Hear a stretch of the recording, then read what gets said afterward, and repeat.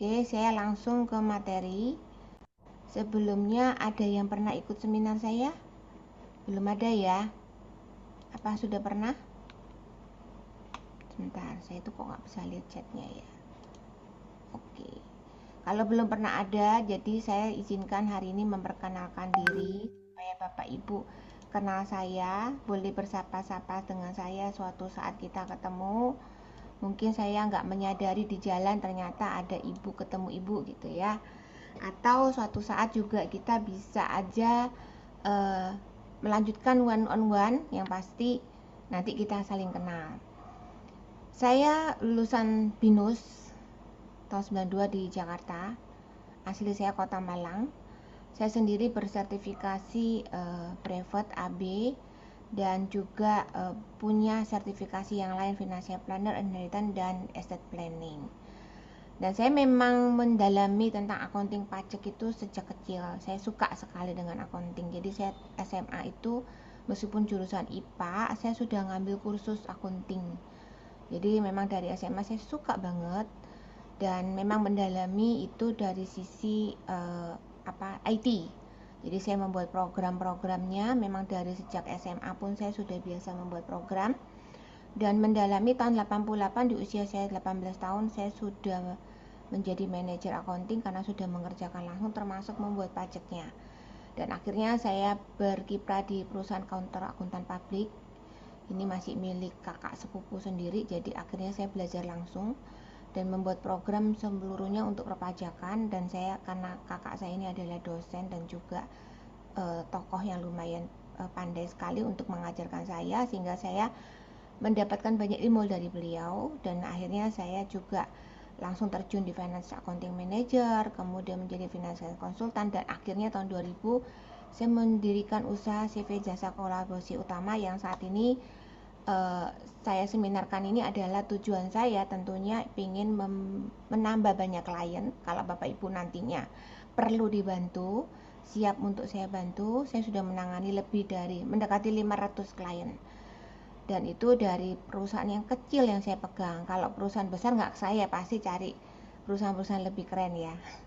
Saya perusahaan jasa kolaborasi yang ingin membantu masyarakat dari yang small, menengah ke atas ya. Kemudian saya juga termasuk mampu membantu Bapak Ibu dari financial planner maupun membuat surat wasiat. Jadi nanti ada seminar lanjutan yang Bapak Ibu bisa ikuti di Rabu minggu depan, dan ada juga yang hari Jumat yang akan membahas tentang, pertama adalah materi tentang bagaimana penghasilan bukan objek pajak. Yang hari Jumat mungkin Bapak Ibu yang pisah harta, nah nanti akan dibahas-bahas sedikit, itu lebih jelas di hari Jumat karena saya akan berkolaborasi dengan ahli hukumnya. Oke, langsung aja. Kalau sudah kenal saya hari ini langsung ke disclaimer dulu bahwa tujuan saya mengadakan seminar ini ingin mengedukasi sebanyak mungkin, ini cita-cita saya, dan untuk membantu masyarakat lebih luas tentang bagaimana mereka memahami perpajakan. Saya nggak bosan-bosannya mengadakan materi ini sama setiap bulan, tapi ya harapan saya ada yang mungkin sering nonton berulang-ulang, nggak apa-apa, atau ada juga yang memang orang baru, yang akhirnya seperti Bapak Ibu yang hadir hari ini tentunya yang baru kenal saya melalui media sosial ya. Dan kemudian tentunya ketika kita sudah tahu tentang pajak, tentang penghasilan, kalau udah ngomongin pajak, ngomongin yang namanya administrasi, yaitu pencatatan atau pembukuan. Dan saat kita sudah mencatat pembukuannya dan saat kita tahu angkanya, kita pasti melaporkan penghasilan itu semaksimal mungkin, yang akhirnya punya potensi untuk membayar pajak. Bukan berarti lari dari pajak, karena kita melakukan tax planning itu bukan berarti melakukan apa ya, evasion atau pelanggaran pajak, tapi kita bisa melakukan avoid atau kita mengalihkan, atau kita juga bisa melakukan yang namanya saving, yang pasti sesuai dengan kaidah peraturan pajak. Oke, langsung aja Ibu empat maaf materi. Bu, suaranya mengecil Bu. Oh, suaranya mengecil. Iya, tadi mengecil. Oke, oke. Di sini aman sekarang? Kurang jelas, Bu Feni. Kurang jelas? Iya. Oke, saya coba ya. Suaranya saya sih udah maksimalkan ya.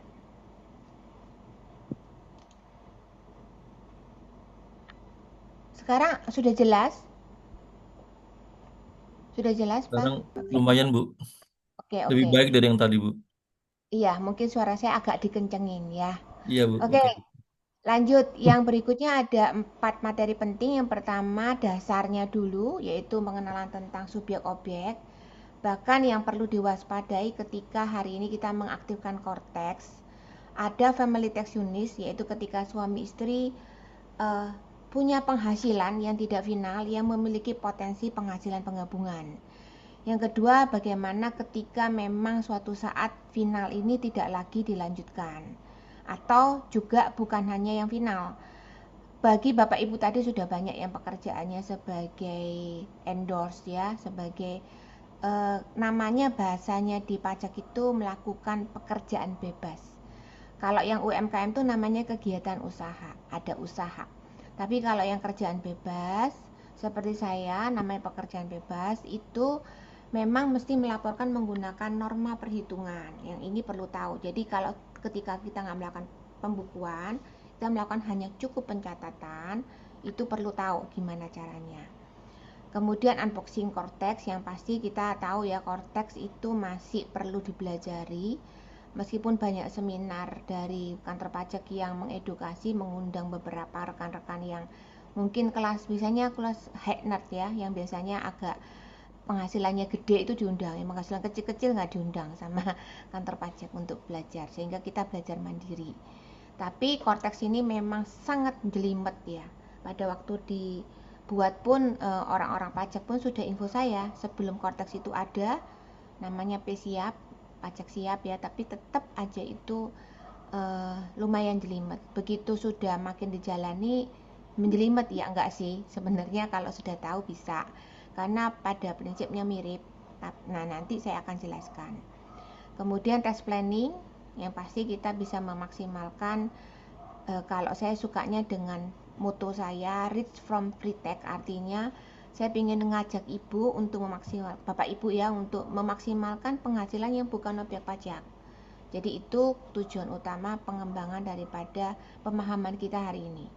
Ya, nanti pasti bapak ibu boleh mengambil sesi untuk konsultasi one on one, dan silakan langsung japri atau juga bisa melalui Google Form. Tapi yang paling cepat adalah japri. Saya lanjutkan ya. Langsung ke materinya, klasifikasi pajak. Pajak itu terdiri dari pajak yang secara langsung, ada yang pajak yang tidak langsung.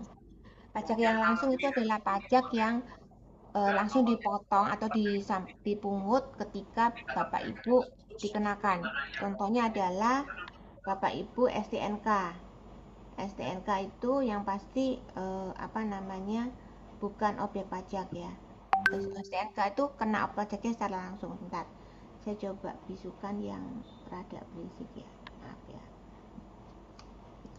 Oke, lanjut. Untuk menurut sifatnya ada subjek, ada objek, ada orangnya, dan ada penghasilan yang kena. Kemudian objeknya nggak harus penghasilan. Nanti yang hari Rabu minggu depan saya membahas tentang pajak yang bukan karena penghasilan, yaitu pajak atas kekayaan. Bapak Ibu mesti ikut tuh, jangan ketinggalan materinya karena penting banget. Yang ke berikutnya adalah pemungutan. Pemungutan berhubungan dengan kantor pusat, pajak pusat maupun pajak daerah. Nah, itu disebut dengan Pemda. Nah, kita hari ini bahasnya pajak pusat, nggak bahas pajak daerah. Pajak daerah itu berhubungan dengan restoran, hiburan, perhotelan, itu seperti apa, tempat perhotelan, kos-kosan. Terus kemudian ada juga berhubungan dengan apa, perparkiran, hiburan gitu ya. Jadi termasuk di dalam pajak daerah. Tapi kita nggak bahas itu. Jadi khusus untuk itu aja yang masuk di pajak daerah, yaitu masuk ke kas daerah, sehingga pemungutannya akan masuk ke pemerintah provinsi daerah. Sedangkan untuk yang apa namanya, pajak pusat itu berhubungan dengan kasnya pusat, yaitu kasnya negara. Untuk mempelajarinya, map-mapnya adalah memahami dari subjek objeknya apa. Setelah itu cara hitung dan bayarnya. Nah, cara hitung dan bayarnya ini sekarang sudah dipermudah melalui Cortex. Hitungnya nggak usah dihafalin ini berapa persen ya, tinggal ngisi. Yang penting tahu ngisinya di mana. Dan lapor, tinggal langsung lapor, dan nanti e-billingnya akan terbit dengan otomatis. Jadi cara bayarnya juga sekarang sudah tidak repot, cuma ada beberapa yang kita harus bikin e-billing sendiri. Kita harus tahu kodenya yang mana. Dan kemudian kita tahu peraturan mekanismenya dan akhirnya tujuannya adalah menjadi wajib pajak patuh. Dan kemudian kenapa seorang Pak Ahmad ini tiba-tiba kok berhubungan dengan pajak? Yang pasti seorang seorang Pak Ahmad ini kok bisa dia selalu berhubungan dengan pajak. Pernah ada hari ini beberapa orang yang masih nggak berhubungan dengan pajak, bisa saja ya karena nggak berhubungan dengan beberapa seperti hal ini. Contohnya Pak Ahmad, dia jadi karyawan di sebuah perusahaan. Nah, dia mendapatkan putih potong. Ini terpaksa si Pak Ahmad harus punya PWP dengan nicknya dia sekarang. Gaji berapapun dilaporkan di PP21, dibutuhkan nick. Tapi jangan khawatir, kalau gajinya memang di bawah 60 juta ya nggak ada kewajiban untuk melapor. Tapi nicknya memang dibutuhkan. Jadi jangan takut untuk diberikan nicknya. Kemudian Pak Ahmad ini juga ketika dia punya uang lebih, dia menanamkan saham di sebuah PTW, baik saham yang secara perusahaan swasta maupun perusahaan yang sudah go public, artinya sudah di listing di BEJ. Itu suatu saat dia menerima dividen pun dia akan dilaporkan pajak atas dividennya, yang saat ini memang dibebaskan, tidak dibayar oleh si perusahaan PTW, tetapi kewajibannya dilemparkan ke Pak Ahmad. Pak Ahmad kalau reinvestasi ya bebas pajak. Itu akan dibahas hari Rabu minggu depan. Silakan daftar kalau Bapak Ibu suka punya banyak saham. Lanjutannya adalah ketika Bapak Ibu nabung di bank. Nah, ketika nabung di bank itu juga akan memperoleh bunga dipotong pajak pasal 4T2. Hari ini Bapak Ibu kalau punya akun silakan buka di masing-masing banknya. Ada kalau secara punya aplikasinya, biasanya ada tax report tahunan yang bisa diambil. Di situ Ibu tahu, Bapak Ibu bisa tahu berapa sih penghasilan bunga yang didapat 1 tahun sehingga perlu dilaporkan. Baik bunga dari tabungan, deposito, obligasi, kemudian punya reksadana juga yang banknya mungkin menyelenggarakan seperti itu silakan untuk di-report. Dan selanjutnya ketika Pak Ahmad ini juga mulai dagang, dia punya usaha. Kalau misalnya Pak Ahmad ini sampai akhirnya di PKP, dia menyelenggarakan PPN, maka dia harus menerbitkan. Atau kalau saat dia ternyata juga belum PKP, tapi dia tuh sebagai seorang UMKM, dia akan dipungut sekarang ini oleh si PTY. Karena atas UMKM-nya yang dipotong 0,5. Yang mana kita harus menunjukkan esket. Mudah-mudahan nanti setelah peraturan keluar, esketnya bisa diterbitkan yang tadinya diperpanjang. Demikian juga kalau orang tersebut ternyata pribadi usahanya adalah bukan kegiatan usaha tapi pekerjaan bebas. Kalau pekerjaan bebas, contohnya pekerjaan yang profesional, biasanya dokter, notaris, kemudian tadi kalau suka jadi jasa marketing seperti di mengendorse, kemudian ada juga jasa dari komisi, itu berupa PP21. PP21 itu akan memotong Pak Ahmad ini, memberikan putih potong. Nah, Pak Ahmad ini juga bisa aja belanja barangnya sama PTX. Nah, ketika belanja hati-hati, hari ini di Cortex, semua belanjaan kita itu terrecord. Jadi ada pajak masukan yang Bapak Ibu bisa pantau. Nanti saya akan tunjukkan tempatnya di mana. Sehingga ketika Pak Ahmad ini punya usaha, misalnya usahanya jualan toko bangunan, ada nggak di sini? Atau toko sembako, omsetnya pasti besar tuh kebanyakan. Contohnya di sama Indomarko gitu ya, ketika belanja Indomie, untungnya itu cuman sedus mungkin 1.000 gitu ya, atau 10.000, sedangkan harganya berapa gitu ya. Kalau misalnya untungnya antara misalnya rokok cuma 10.000, sedang tapi kan kadang-kadang ada PPN-nya ya, ada faktur pajak yang diterbitkan yang menunjukkan Bapak Ibu ketahuan belanjanya sama si Indomarko tuh sebulan berapa. Nah, kalau sampai ketahuan jumlahnya 400 juta lebih gitu ya, Bapak Ibu akan di PKP. Jadi pastikan Indomarko-nya nggak menerbitkan faktur pajak, dan itu bisa dicek di Cortex di bagian pajak masukan. Nanti juga saya akan tunjukkan. Demikian, jadi belanja itu perlu dipantau ya Bapak Ibu. Saya sering memantau klien saya yang dia itu juga sama ketika Bapak Ibu jualan di marketplace. Nah, marketplace nama ibu yang sudah didaftar si Shopee misalnya, itu tuh ada faktur pajak yang terbitkan oleh si Shopee atas jasa belanja jualannya Pak Ahmad ini. Pak Ahmad misalnya dia belanja dia jualan sampai 1 miliar 1 bulan. Kemudian ada potongannya dari jasanya 1 miliar itu mungkin dia dapat jasa sekitar berapa sih? Ada yang 8%, ada yang 15% ya. Nah, itu kan ya ada PPN-nya. PPN itu dilaporkan di Kortex. Dari situ tuh si KPP ini ketahuan, dia bisa di gross up. Oh, kalau dia dapat putih potongnya aja 1 juta, di gross up dari 8%. Oh, penjualannya berarti gede ya. Nah, itu ketahuan. Jadi Bapak Ibu nggak bisa yang namanya marketplace jual pakai nama Bapak, tapi kemudian tidak melaporkan UMKM-nya. Nah, ini bahaya ya. Pasti dapat surat cinta dan bakal ketahuan. Nah, tadinya ada ya di marketplace tadi yang menjual ke marketplace itu jasa dan PPN, dan ada PPh 22 yang saat ini dibatalkan ya, yang akan dipungut oleh si marketplace. Karena marketplace nggak siap untuk berikan bukti potong nih, karena saat ini dia PPN aja dia motong, nggak perlu ngasih, artinya dia cuman masukin aja udah otomatis. Ya nggak tahu nanti kalau aturan ini kembali berjalan, yang pasti yang atas jasa dan PPN-nya sudah berjalan bertahun-tahun. Jadi pastikan kita tuh tahu segala macam usaha kita itu akan berkaitan dengan faktur pajak, dengan laporan pajak. Nah, itu secara nggak sengaja Bapak Ibu akan ketahuan penghasilannya. Walaupun sistemnya, apalagi sistemnya sekarang sudah menggunakan AI ya. Nah, sekarang kita mulai dari subjek pajak. Siapa sih subjek pajak itu? Siapa sih orang-orang yang kena itu? Yang pertama, subjek pajak itu dikenakan buat yang pertama orang pribadi. Orang pribadi itu kan ada model dia sendiri atau model keluarga. Bapak Ibu saat ini yang sudah punya istri dan punya anak, otomatis kalau anaknya belum cukup umur, istrinya nggak punya BWP tapi bekerja atau nggak bekerja, itu menjadi satu model keluarga. Nah, meskipun pisah harta, tetap model pisah harta juga akan ketahuan.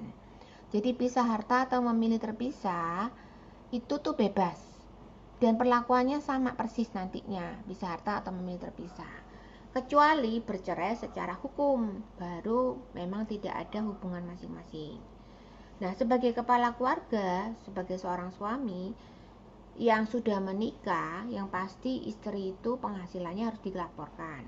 Bahkan anaknya yang belum cukup umur pun udah belum punya KTP tapi dia punya penghasilan dari YouTuber misalnya, itu harus dilaporkan, termasuk tabungannya anak, tabungannya istri, dilaporkan di dalam SPT si kepala keluarga. Jadi ini yang banyak sekali orang yang salah. Pernah ada satu klien saya yang suatu ketika si istrinya itu merasa, oh ya saya kan nggak punya BWP, saya nggak lapor pajak deh. Akhirnya tabungan dan depositonya lumayan bengkak karena si istri dari penghasilan MLM-nya lumayan besar, lumayan sukses dia, dan dia punya saving, dia selalu menabung di deposito. Akhirnya depositonya bengkak, nggak sesuai dengan penghasilan hanya suami yang dilapor, meskipun suaminya juga penghasilannya besar, tapi istrinya juga cukup besar. Akhirnya karena itu dapat surat cinta gara-gara si istrinya punya tabungan nggak dilapor karena penghasilan istri nggak dilapor. Akhirnya pembetulan semuanya. Jadi bisa dilakukan pembetulan ya Bapak Ibu. Nah, untuk badan, segala jenis badan itu tak lepas dari namanya yayasan pun semuanya akan punya kewajiban melaporkan pajak. Walaupun yayasan nanti bisa menjadi perusahaan yang nirlaba, artinya nggak perlu bayar pajak badan, tapi pajak atas memungut pihak lain harus dilaporkan. Itu subjek pajak. Kemudian objek pajak. Objek udah pasti itu adalah dari arus penghasilan ketika kita terima, baik berupa pasif ataupun aktif, yang bisa menambah nilai, yang bisa dikonsumsikan untuk menambah kekayaan seseorang, baik atas nama dia ataupun atas nama orang lain, yang penting itu adalah milik dia.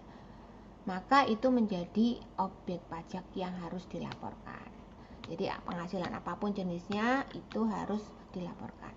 Objek pajak itu sendiri dibagi menjadi dua, objek maupun non-objek.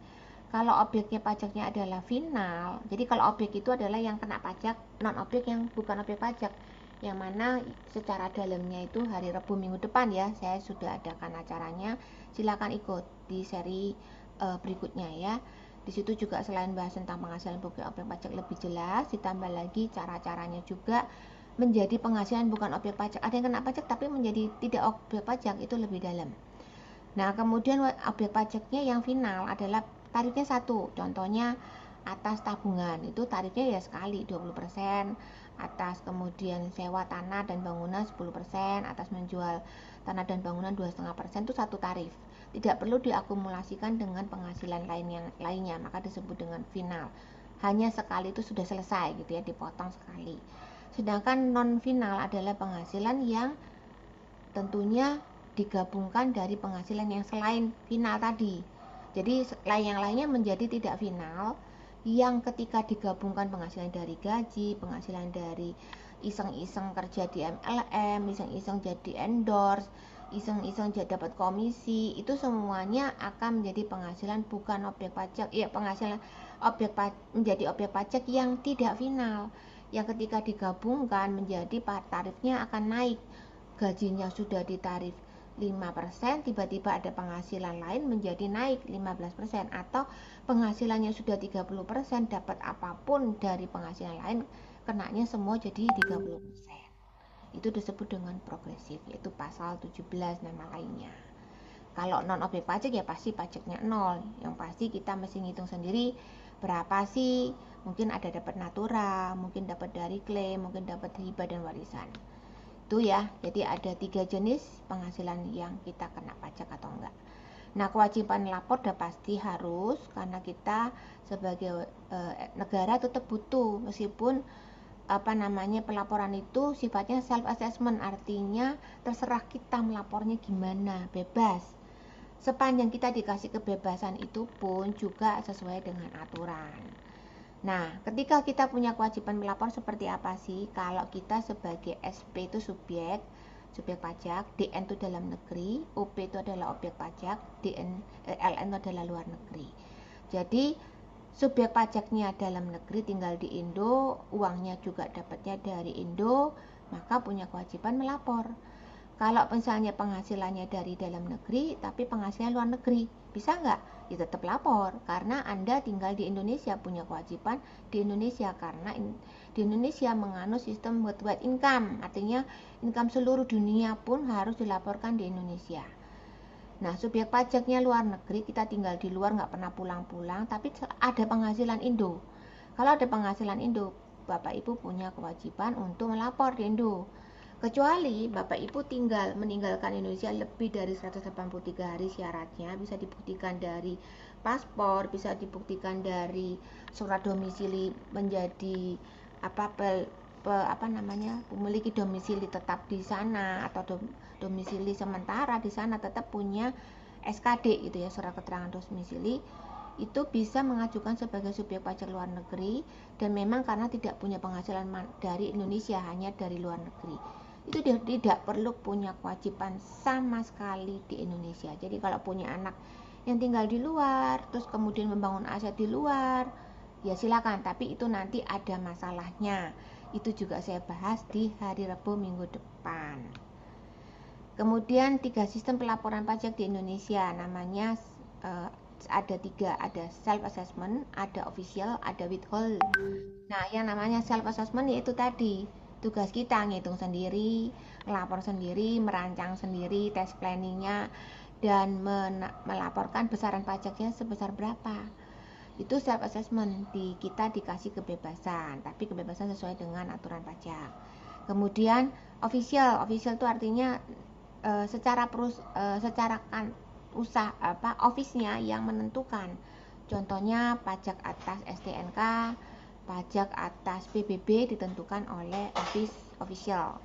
Sedangkan withholding itu adalah kita sebagai seseorang yang membayar jasa orang lain, ini umumnya yang diwajibkan adalah semua badan usaha bentuk apapun. Tadi kan saya udah bilang bentuk apapun, mau yayasan, mau apa, bisa aja yayasan nirlaba, tapi kalau yang badan yang lain kan pasti ada pajaknya atas penghasilannya, tapi juga punya kewajiban memungut penghasilan orang lain, namanya withholding. Jadi ketika kita bayar jasa ke perusahaan, bayar kemudian jasa ke orang pribadi, itu ada kewajiban untuk memotong. Kalau nggak motong, yang salah siapa? Bukan yang salah orang pribadi yang nggak dipotong. Maka banyak orang yang, saya pegawai, saya kerja di satu perusahaan tapi saya nggak pernah dilaporkan pajak. Nah, akhirnya dia sendiri bingung, mau KPR nggak punya penghasilan yang bisa dilaporkan. SPT-nya nggak ada, NPWP-nya nggak punya. Nah itu bahaya, repot ya. Dan itu yang salah adalah perusahaannya. Kita salah nggak? Nggak salah. Tapi kalau memang Bapak Ibu sadar ya melakukan self assessment, lapor sendiri. Ada caranya. Dan yang pasti harus memungut pihak lain itu namanya withhold. Kemudian dari skemanya adalah dari NPWP itu tidak semena-mena langsung terbit. Meskipun sekarang NPWP sudah sama dengan NIK, ada aturannya ya kita harus melaporkan meregistrasi sendiri di DJP yang sekarang namanya Cortex. Setelah itu baru kita bisa ngitung sendiri, motong sendiri, mungut sendiri dan segala macam. Dan akhirnya kita melaporkan, membuat e-billing dan membayarkan dan melaporkan juga di SPT. Lapor sendiri, ngitung sendiri, bayar sendiri. Tapi itu semuanya tetap ada otoritas Dirjen Pajak untuk memeriksa dan mengungkap apa yang dilapor kita benar nggak, yang dibayar sudah benar nggak. Jadi maka proses bisnisnya di perpajakan, mau daftar, hitung, bayar, dan lapor itu semua adalah self assessment, adalah terserah kita. Nah, namun dari setelah kita lapor dengan benar atau nggak benar, itu akan diperiksa, diawasi oleh AR, yang mana dia akan meneliti, kadang-kadang ngasih surat cinta, sekarang lagi rame ya SP2DK, yang tujuannya untuk mengkonfirmasi, bahkan meneliti dan memberikan klarifikasi apakah ada yang salah atau ada yang benar. Silahkan disanggah dan kemudian dijawab kurang bayar. Memang ini tuntutan sih ya.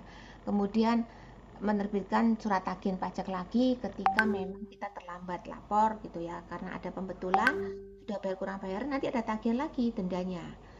Sedangkan pemeriksa pajak itu lebih mengaudit ya, menguji yang kita lapor benar apa enggak dan memeriksa secara lebih detail seluruhnya. Rekening koran pun akan dibongkar, nggak dikasih rekening koran pun dia bisa minta sama izin dengan OJK untuk bisa membuka data. Dan pasti hasilnya adalah surat keputusan pemeriksaan, bisa kurang bayar, bisa lebih bayar. Nah, ketika kita tidak mengindahkan pemeriksaan, larinya ke Bukper, yaitu ke bagian penyidik, sudah larinya ke Dirjen. Kalau sampai di pemeriksaan tuh kadang-kadang kita cukup kita fight ya, mati-matian, tiba-tiba kena dendanya luar biasa, kita bisa maju banding ke pengadilan pajak. Ketika maju banding biasanya di sini menang. Keadilan itu terbit memang ada di sini. Kadang kita ketemu pemeriksa pajak, kita minta penyanggahan ke Madya sampai di Kanwil, pun jawabannya sama dengan Fiskus yang sebelumnya. Kadang-kadang mereka kong kali kong. Jadi akhirnya nggak bisa tuh minta kita sanggah untuk dikurangi, itu biasanya nggak ada jawaban. Menangnya nanti di pengadilan. Ya, sampai di pengadilan itu akan diselesaikan, itu harus tiap 3 minggu ya itu datang untuk ke pengadilan, dan lumayan sih waktunya cuma setengah jam tapi ngantrinya berjam-jam. Ini akan buang waktu sih, tapi ya mau gak mau kalau kita memang mempertahankan kita benar ya. Kalau sampai ke penagihan, jadi sampai penagihan paksa karena kita nggak memperhatikan, itu juga ada ranahnya bagian penagihan. Nah, kewajiban melapor itu seperti apa sih kalau di PPH? Yang pasti untuk kewajiban melapor PPH orang pribadi itu cuma di SPT tahunan saat ini. PPH 21 kalau punya karyawan itu lapor bulanan. PPH 22, PPH 23, PPH 25, pasal 42, 15 itu biasanya yang pasal 42 juga sekarang ini kita perlu melapor sewaktu-waktu jika kita punya tanah dan bangunan yang kita sewakan atau kita jual, kadang-kadang kita juga mesti lapor di SPT pasal 42. Jadi itu kewajiban kita kalau di orang pribadi di sini aja orang untuk tahunan, dan pasal 42 kalau ada, dan pasal 21 kalau punya karyawan. Kalau enggak ya cuman SPT tahunan. Kalau badan usaha kewajiban masanya hampir semua pasal dan SPT tahunan. Ditambah lagi kalau ternyata dikukuhkan PKP, maka harus punya laporan kewajiban bulanan juga atas PPN-nya. Maka kita tahu bahwa kewajiban ini di orang pribadi dengan Cortex itu akan sama dengan badan usaha. Maka rekaan saya adalah suatu saat kita pun cuma punya kewajiban juga yang sama dengan badan usaha. Maka ketika kita sudah mendaftarkan UMKM, bisa jadi diminta untuk kalau memang punya karyawan melaporkan PPH 21-nya. Oke. Nah, opsi pembetulan juga sudah disampaikan ini dari tahun 2022 bahwa opsi pembetulan itu tetap ada meskipun kemarin itu sempat ada TA atau PPS kedua atau TA kedua atau PPS. Nah, itu pun sudah diberikan opsi pembetulan, apalagi hari ini nggak ada PPS, nggak ada TA. Itu memang perlu dilakukan pembetulan kalau kita merasa ada yang salah, ada yang ketinggalan belum lapor. Jauh lebih baik diperbaiki karena daripada dapat surat cinta itu akan lebih repot gitu. Nah, pelaporan SPT per Kortex yang berdasarkan per 11 itu SPT masa ada tadi pasal-pasal 21, ada dua jenis. Jadi kalau pasal 21 berdiri sendiri, sisanya pasal 15, pasal 23 final itu lapor di unifikasi. Dan satu lagi kalau kita sudah di PKP baru lapor PPN, dan ada lagi satu meterai. Tapi dari 4 sisi ini itu pun kita di orang pribadi maupun badan usaha sama persis. Dan SPT tahunan ada orang pribadi, ada badan. Orang pribadi pun yang badan pun ada yang bersifat umum, ada yang bersifat khusus untuk yang migas. Kemudian ada juga ketika kita saat waktunya lapor nggak bisa perpanjang, kita melaporkan dengan Y. Jadi ada formulir khusus namanya Y dulu ya, 1771 Y gitu ya. Itu bisa juga kalau memang ternyata saya nggak bisa lapor, supaya apa? Menghindari denda. Kalau badan usaha kan dendanya 1 juta, kalau orang pribadi 100.000. Lumayan kan untuk menghindari denda, mengajukan perpanjangan. Nah, tadi saya lupa, ini untuk orang 21 itu adalah berhubungan dengan gaji karyawan. Kalau yang unifikasi yang ada berapa pasal ini ya. Nah, kemudian menghitung cara pelaporan penghitungan wajib pajak orang pribadi. Kalau karyawan, kalau sekarang ini nggak ngomong karyawan ya, karyawan pun boleh sebagai usaha, tapi karyawan boleh sebagai pekerjaan bebas, tapi punya karyawan juga boleh, itu boleh. Ini adalah penghasilan lainnya ketika Bapak Ibu punya penghasilan sebagai kegiatan usaha atau usahawan. Pekerjaan bebas berarti kan punya usaha sebagai tenaga ahli atau profesional. Nah, untuk usahawan atau kegiatan usaha tergantung omsetnya. Kalau lebih dari 4,8 M udah pasti menggunakan laporan keuangan yang penghasilan laba keuntungannya dipotong PTKP baru dikalikan pasal 17. Tentunya kalau di orang pribadi itu nggak oke ya, karena apa? Progresifnya dari 5, 15 sampai dengan 35% kalau keuntungannya tinggi. Kalau kurang dari 4,8 M boleh menggunakan cara gampang yang disebut dengan PPh final 0,5 yang sekarang ngomongin namanya UMKM PP 23 jadi PP 55 yang akan direvisi lagi setelah kalau memang dijanjikan akan diperpanjang UMKM-nya sampai selamanya. Jadi bukan 7 tahun lagi. Ini 7 tahun diperpanjang 2025. 2025 rumornya diperpanjang 2029. Ternyata kalau memang jadi, bisa kita doakan ya menjadi permanen. Jadi ini akan ada terus. Kemudian pekerjaan bebas. Kalau pekerjaan bebas ini tidak bisa menggunakan PPh final 0,5. Jadi saya seorang konsultan, seorang pekerjaannya jasa, itu nggak bisa menggunakan final 0,5. Pekerjaan bebas ini kalau omsetnya lebih dari 4,8 harus pembukuan. Dari keuntungannya baru dipotong biaya fiskal, biaya dipotong PTKP. Sedangkan yang di bawah 4,8 M ya pakai yang tadi tuh, kalau memang usahanya bukan kegiatan usaha, artinya pekerjaan profesional seperti tadi karyawan, tapi juga ada penghasilan tambahan komisi, penghasilan tambahan MLM, menjadi seorang punya sambilan ya, menjadi endorsement gitu. Silakan melaporkan di bagian namanya norma atau pencatatan. Yang dicatat apanya? Hanya omset total sebulan. Jadi dihitung aja bulan, kalau memang harian dapat penghasilannya ya tanggal 1 sampai tanggal 30 itu berapa perharinya dapatnya, dicatat. Dari dasar catatan inilah yang akan kita laporkan selama 1 tahun dikalikan normanya. Biasanya kalau dokter itu kan 50%, MLM 50%, agen asuransi 50%. Tapi kalau penghasilan yang lain tuh ada tarifnya berbeda-beda. Itu nanti juga saya sudah lampirkan di per 17 yang Bapak Ibu bisa unduh. Jadi jenisnya usaha apa. Tadi udah kita bahas tentang self assessment. Ya, self assessment kan menghitung sendiri dari tarifnya kena berapa, dikalikan dasar pengenaan tarifnya, kemudian dikali menjadi pajaknya terhutang berapa. Begitu kita punya putih potong, bisa aja kita kalau menyelenggarakan UMKM dengan menunjukkan SK dipotong 0,5.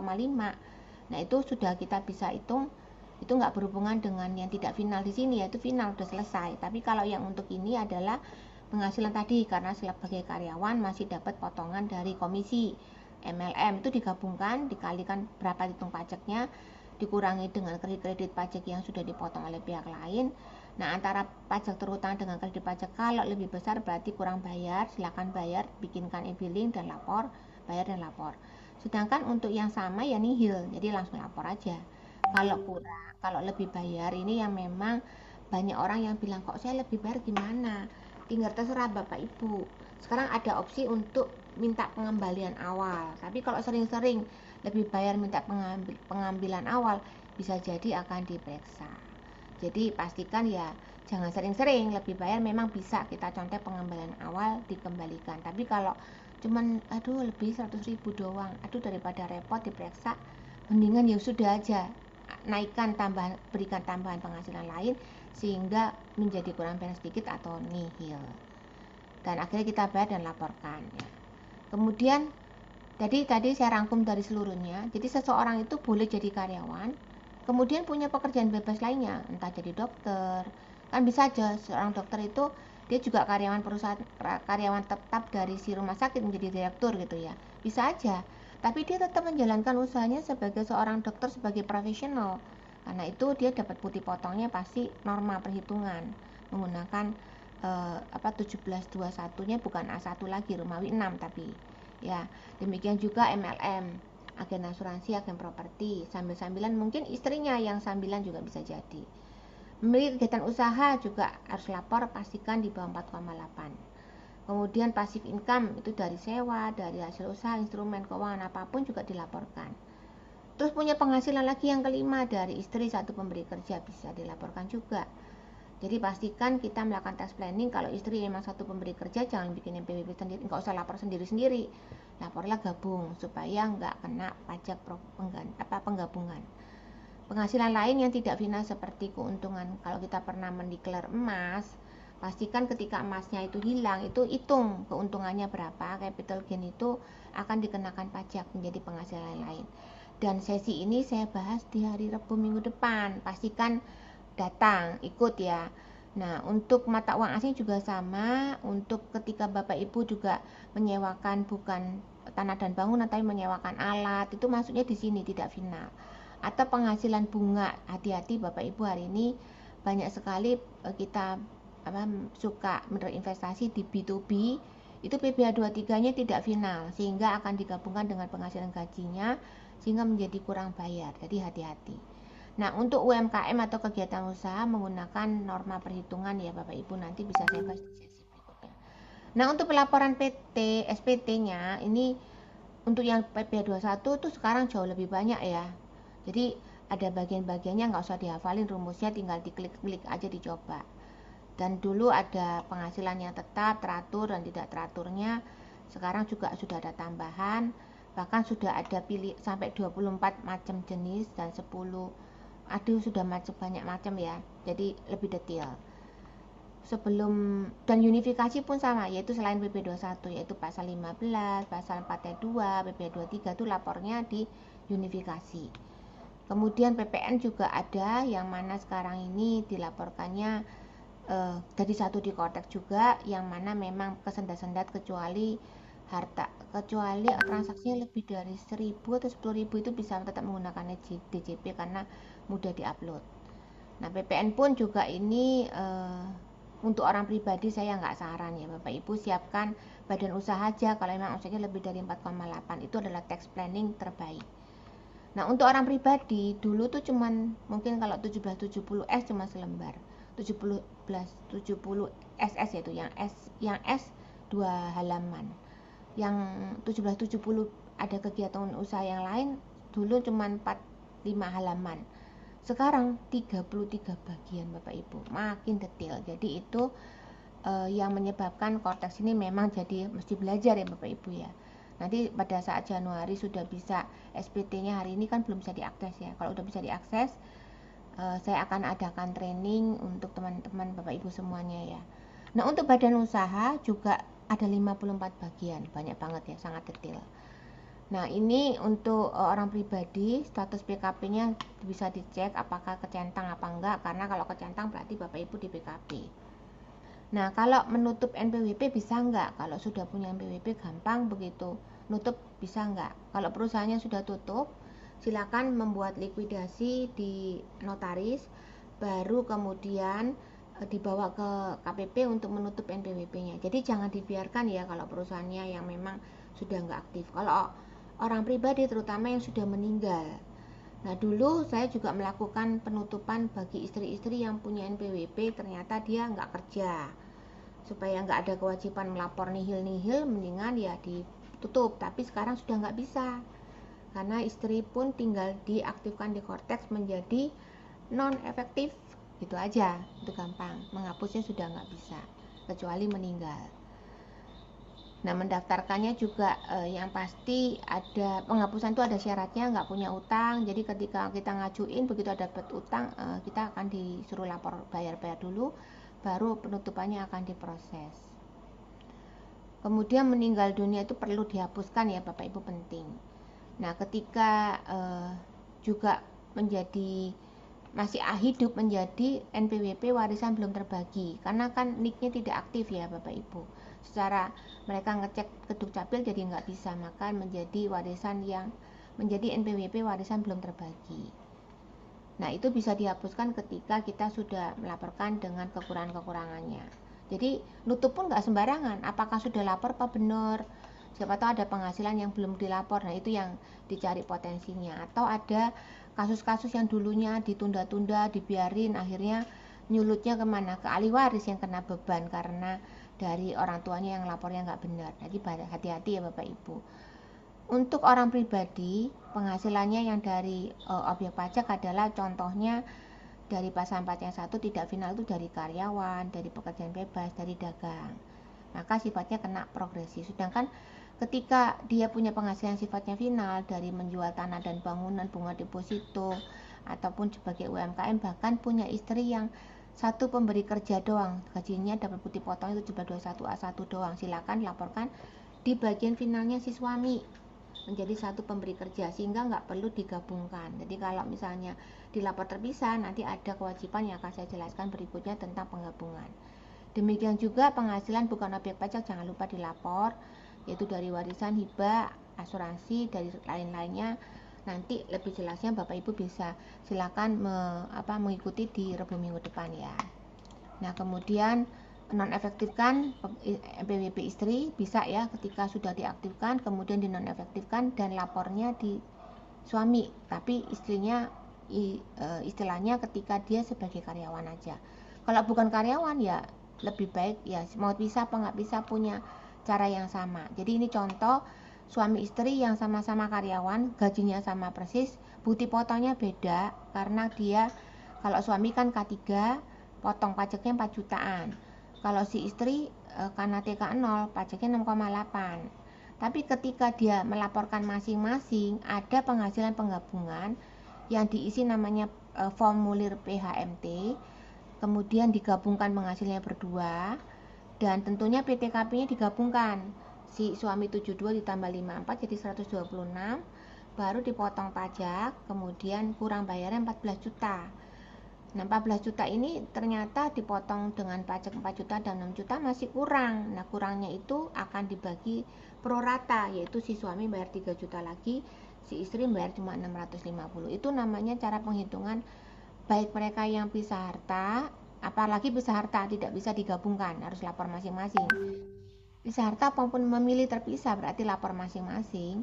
Itu cara kerjanya seperti ini. Jadi nanti ada formulir ini namanya. Formulir yang wajib pajak yang kawin dengan status perpajakan suami istri pisah harta atau penghasilan yang menghendaki memilih terpisah. Jadi itu harus melaporkan bentuk formulir ini, caranya tadi sama, digabungkan, maka dihitung pajaknya 14 juta akan diprorata, sedangkan yang sudah dibayar oleh suami adalah 4 juta kurang 3 juta, yang dibayar istri 6 juta 800 kurang 650. Itulah formulir namanya PHMT yang mungkin Bapak Ibu sudah pernah lapor seperti ini, tapi karena kalau masing-masing melapor sebagai kepala keluarga akan nggak bisa lah, nggak akan bentuk seperti ini. Tapi sekarang perkortek nggak bisa. Jadi mau nggak mau status itu akan ketahuan bahwa ibu adalah suaminya si bapak A gitu. Jadi akhirnya akan diminta pelaporan PHMT-nya. Nah, untuk tes planning istri ketika memang nggak bisa harta, silakan menjadi penghasilan final sehingga tidak ada tadi kurang bayar 3 juta sekian dan selainnya gitu ya. Jadi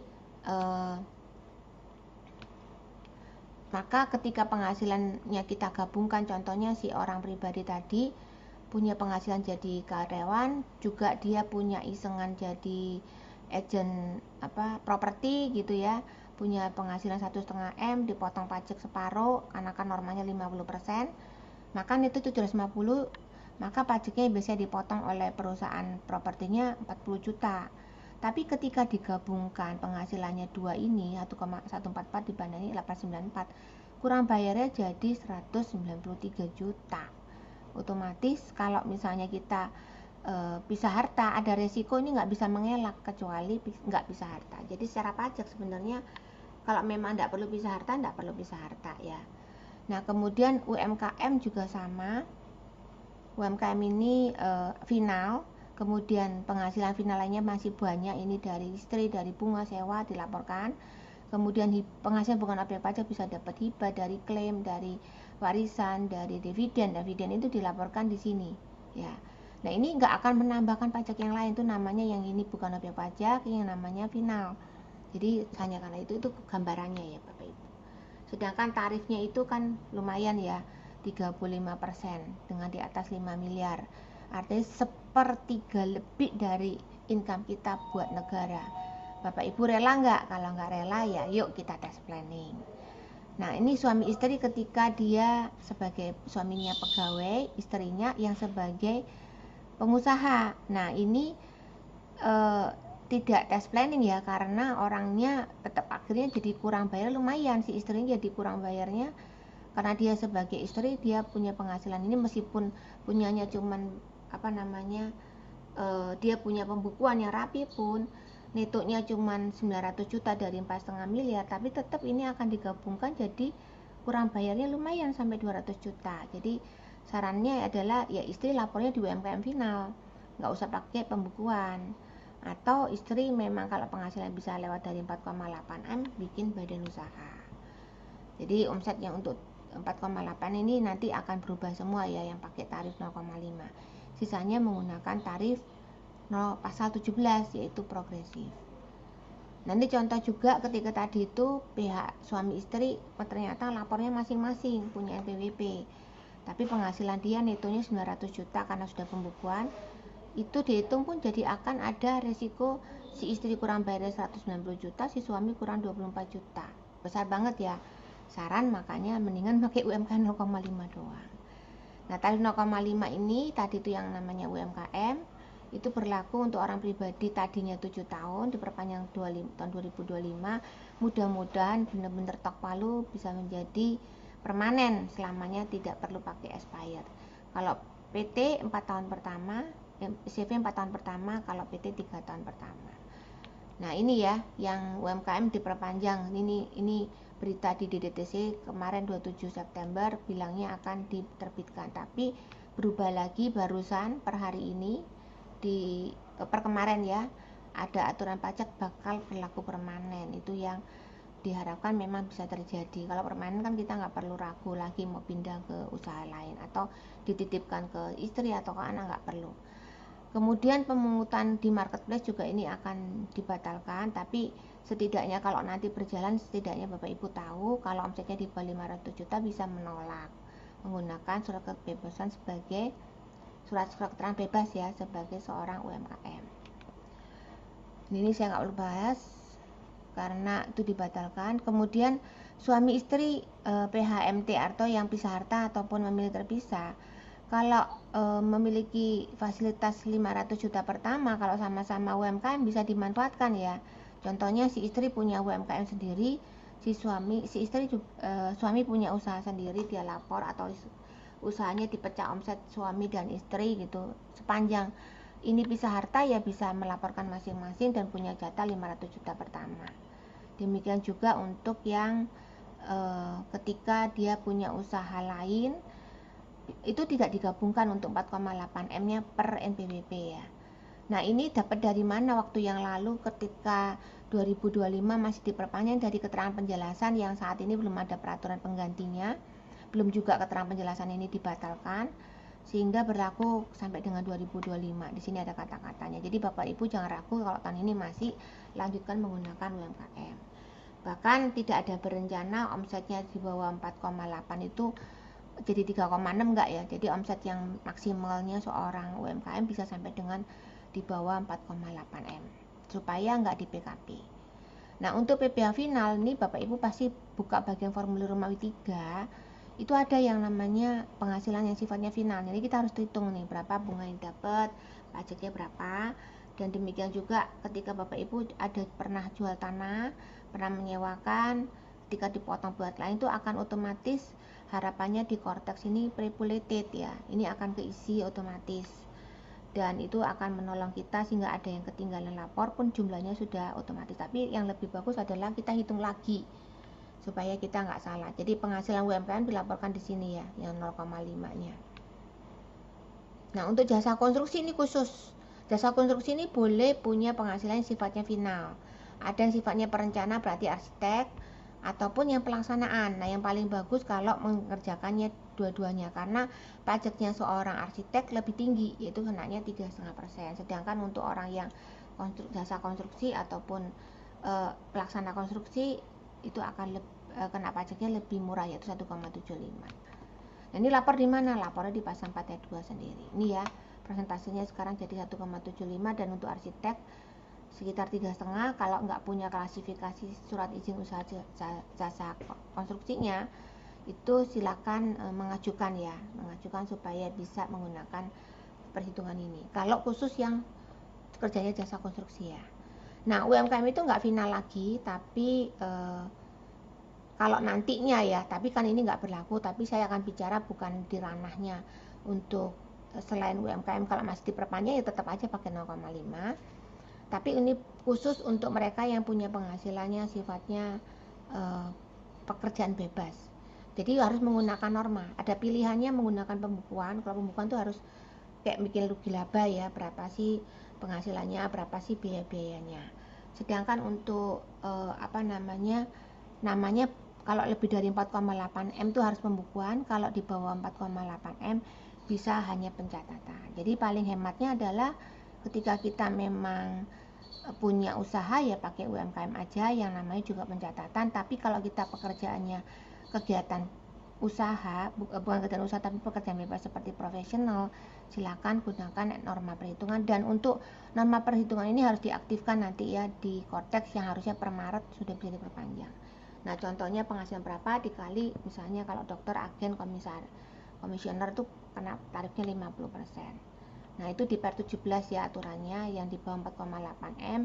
Dan tentunya di sini di reminder sejak tahun 2024 itu ya bahwa wajib pajak harus menyampaikan 3 bulan pertama. Jadi untuk tahun depan begitu lapor, kalau sekarang ini kan dikasih perpanjangan sampai Desember masih bisa karena terlambat. Tapi untuk next year, untuk tahun depan silakan begitu sambil lapor SPT sambil mengaktifkan normanya, karena norma ini harus diaktifkan tiap tahun, harus diajukan. Dan ketika kita menggunakan pencatatan itu di bagian formulir yang bagian belakang silakan dicatat pencatatan. Nah, contohnya kalau pekerjaan bebas di tarifnya 30% boleh, bisa aja tergantung dari per 17 yang dipakai. Ini seperti ini. Jadi yang dikenakan penghasilan netonya adalah ya setelah dipotong 30% tadi. Nah, per 17 nih ada macam-macam ya. Ini contoh yang saya kasih contoh adalah dagang makanan minuman, dagangan eceran sembako. Itu tarifnya lumayan ya, di ibu kota 30%, di kota provinsi 25 dan di daerah lain 20%. Itu bisa dilihat di sini nanti waktu Bapak Ibu mengunduh laporan per 17-nya ada.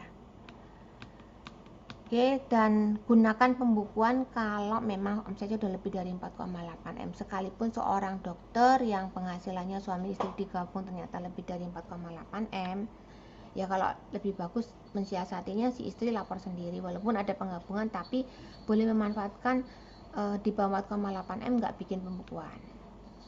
Nah, untuk pembukuan ini juga usaha yang menggunakan pembukuan itu harus contek di bagian pembukuannya, dan tentunya melaporkan laporan keuangan secara fiskal ya, dan membuat biaya yang sesuai dengan hubungannya itu, yaitu menghitung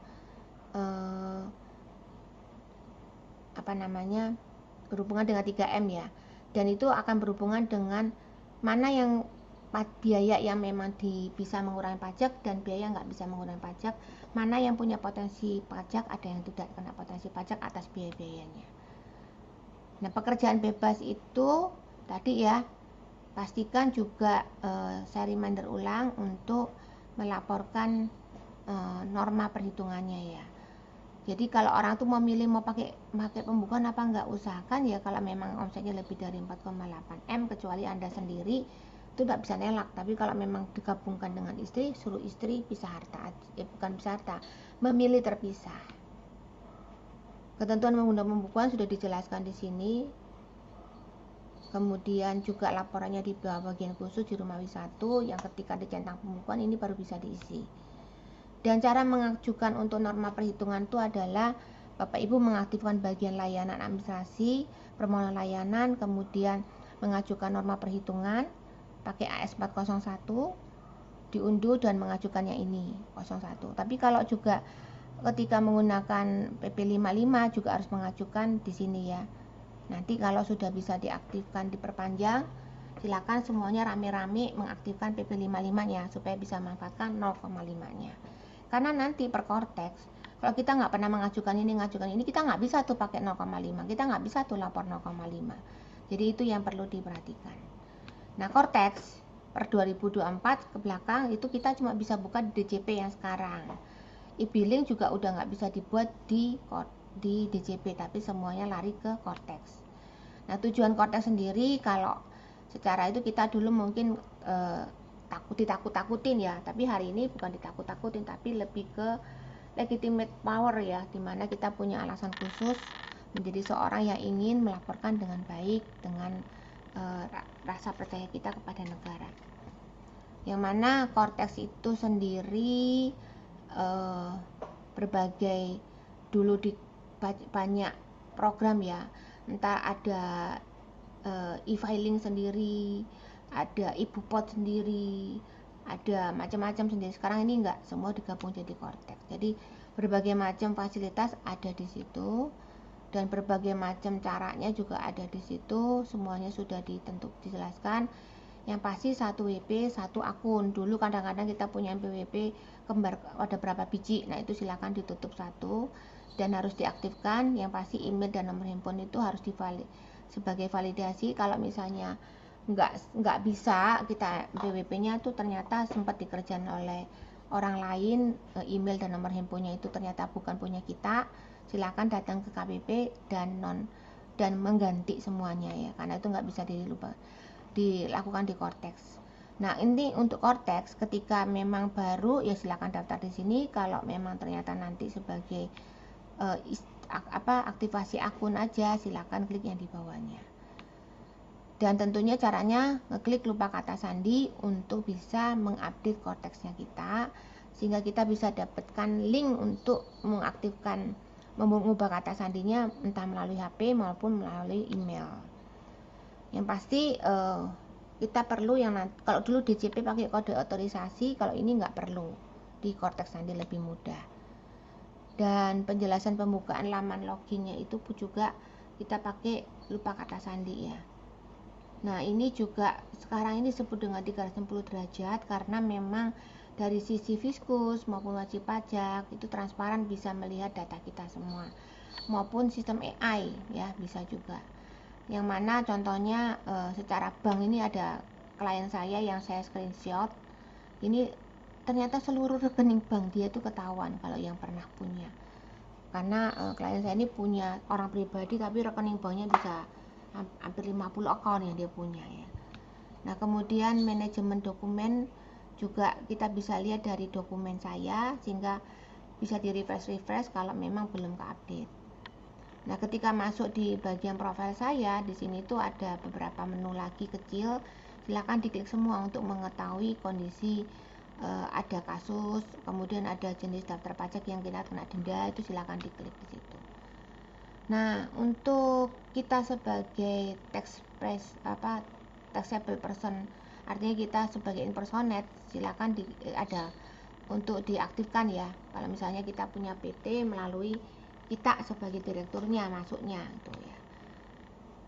Klasifikasi usaha juga bisa dirubah di Cortex, tempat kegiatan usaha juga bisa dirubah, family tax unit juga bisa dirubah, dan ketika kita juga pernah punya unit keluarga, ini akan kelihatan ya nomor NIK-nya dari pasangan kita maupun dari anak-anak.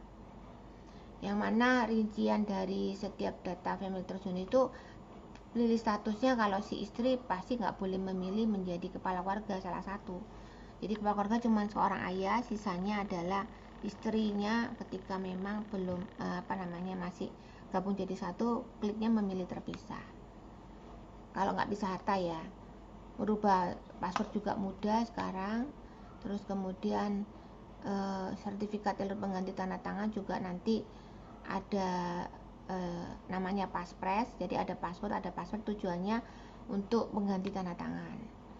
Sartal juga harus diaktifkan, jadi Bapak Ibu tinggal pilih di bagian profile, terus pilih permintaan untuk otorisasi Sartal. Nah, situ silakan aktifkan, isi password dan segala macam, maka bisa aktif.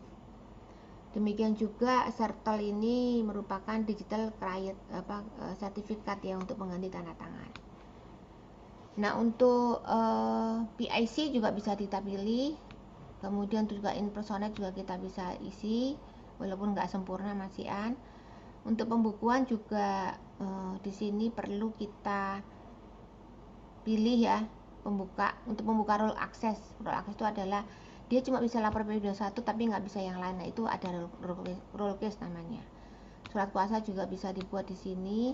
Pajak masukan juga, nih yang saya bilang tadi ya, begitu kita masuk e-faktur namanya sekarang, itu ada yang namanya e-faktur pajak masukan. Nah, pajak masukan tuh ada, diklik aja ada nggak transaksi-transaksi, ternyata banyak transaksi yang berhubungan dengan kita, silakan di download dan dihitung, pastikan nggak lebih dari 4,8 M.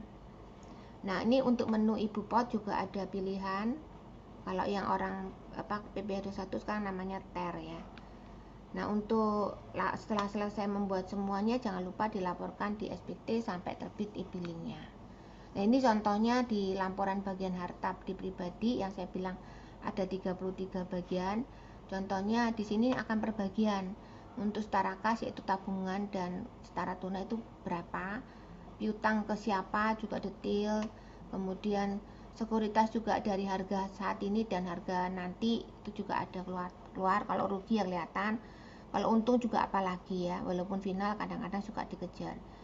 Demikian juga harta bergerak lainnya, dan e-billing bisa kita terbitkan sendiri, ada berbagai macam jenis bentuknya. Dan kalau UMKM juga bisa, ini sih nggak perlu dilakukan dulu ya. Nah, UMKM e-billing mandiri itu kita pilih sendiri ya, kita lapor sendiri berapa dikali 0,5%, ternyata bayarnya berapa, itu kita terbitkan sendiri di sini. Terus pembayaran yang dari belum bayar tuh akan kita klik di sini, bisa juga setiap bulan kita cek ada nggak yang ketinggalan.